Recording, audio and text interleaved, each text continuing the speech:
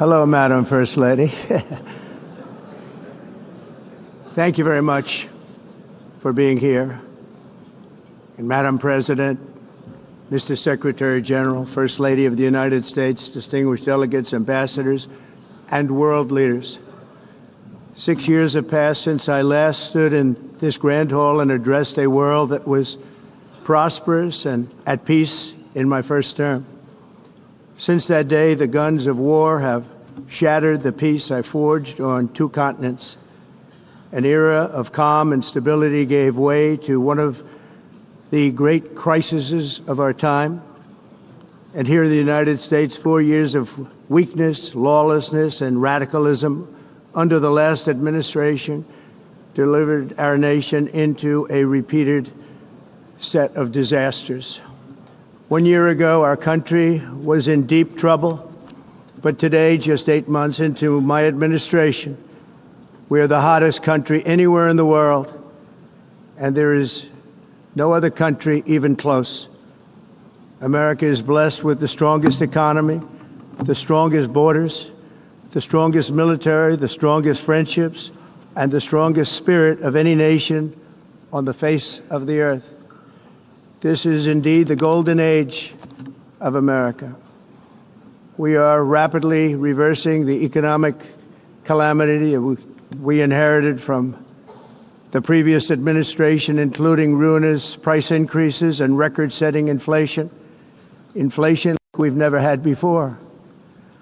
Under my leadership, energy costs are down, gasoline prices are down, grocery prices are down, mortgage rates are down, and inflation has been defeated. The only thing that's up is the stock market, which just hit a record high. In fact, it hit a record high 48 times in the last short period of time. Growth is surging, manufacturing is booming. The stock market, as I said, is doing better than it's ever done. And all of you in this room benefit by that, almost everybody. And importantly, workers' wages are rising at the fastest pace in more than 60 years. And that's what it's all about, isn't it? In 4 years of President Biden, we had less than $1 trillion of new investment into the United States.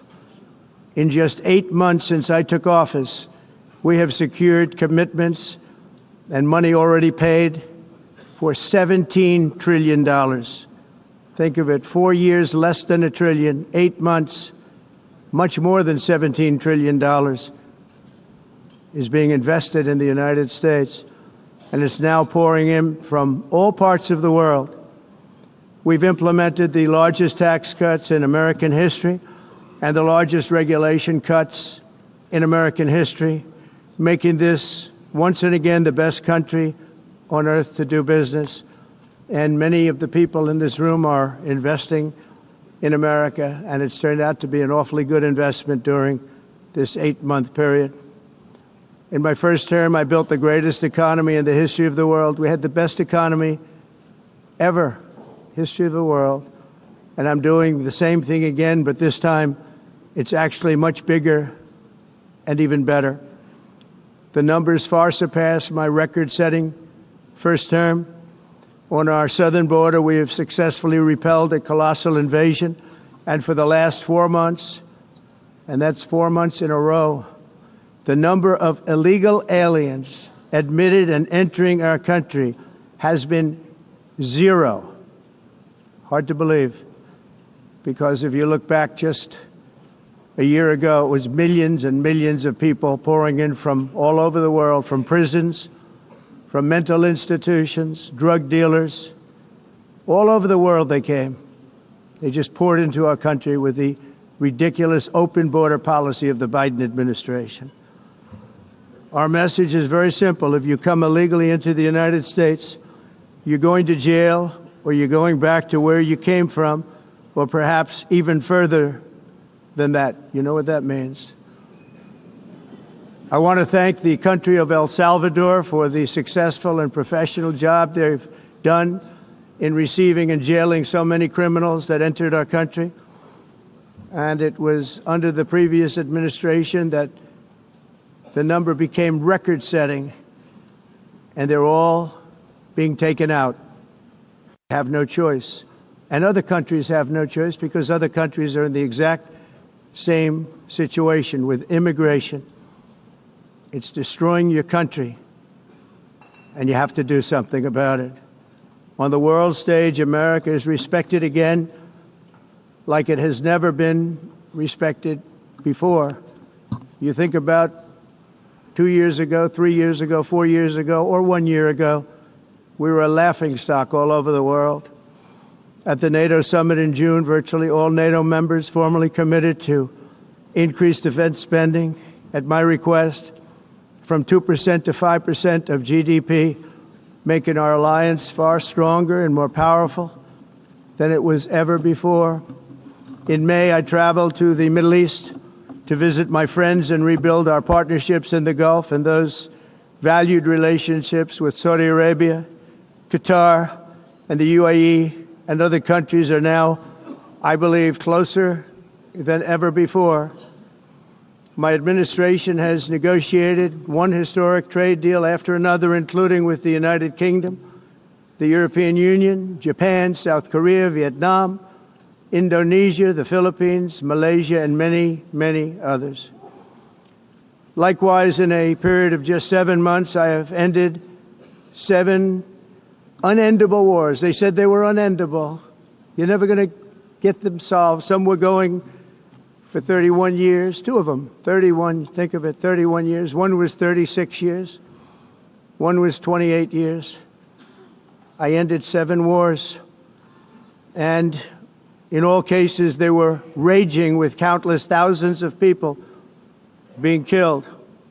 This includes Cambodia and Thailand, Kosovo and Serbia, the Congo and Rwanda, a vicious, violent war that was, Pakistan and India, Israel and Iran, Egypt and Ethiopia, and Armenia and Azerbaijan. It included all of them. No president or prime minister, and for that matter, no other country has ever done anything close to that. And I did it in just 7 months. It's never happened before. There's never been anything like that. I'm very honored to have done it. It's too bad that I had to do these things instead of the United Nations doing them. And sadly, in all cases, the United Nations did not even try to help in any of them. I ended 7 wars, dealt with the leaders of each and every one of these countries, and never even received a phone call from the United Nations offering to help in finalizing the deal. All I got from the United Nations was an escalator that on the way up stopped right in the middle. If the First Lady wasn't in great shape, she would have fallen, but she's in great shape. We're both in good shape. We both stood. And then a teleprompter that didn't work. These are the 2 things I got from the United Nations, a bad escalator and a bad teleprompter. Thank you very much. And by the way, it's working now. It just went on. Thank you. I think I should just do it the other way. It's easier. Thank you very much. I didn't think of it at the time because I was too busy working to save millions of lives. That is the saving and stopping of these wars. But later I realized that the United Nations wasn't there for us. They weren't there. I thought of it really after the fact, not during these negotiations, which were not easy. That being the case, what is the purpose of the United Nations? The UN has such tremendous potential. I've always said it.